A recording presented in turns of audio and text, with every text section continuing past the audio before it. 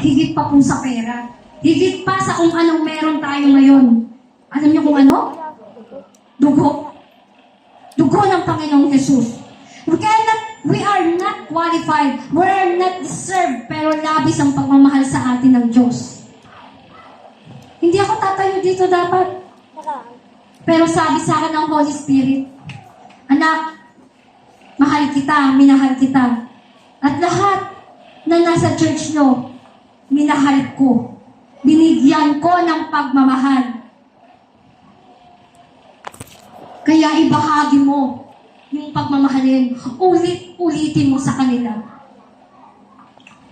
We say, I accept Jesus. We say, pero evaluate ourselves. Totoo ba na in-accept si Jesus as our Savior?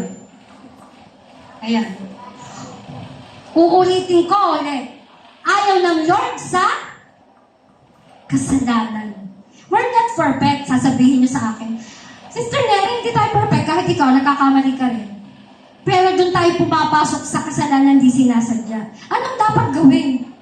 Repent to the Lord kung ano yung nagagawa mong kasalanan at huwag mo nang ulitin. At yung kasalanan sinasadya, yan ang isang pinakakaya na kaya ng Panginoon. Yung paulit-ulit mong ginagawa yung mali. Hindi yan nakakalugod sa Panginoon. Ito nga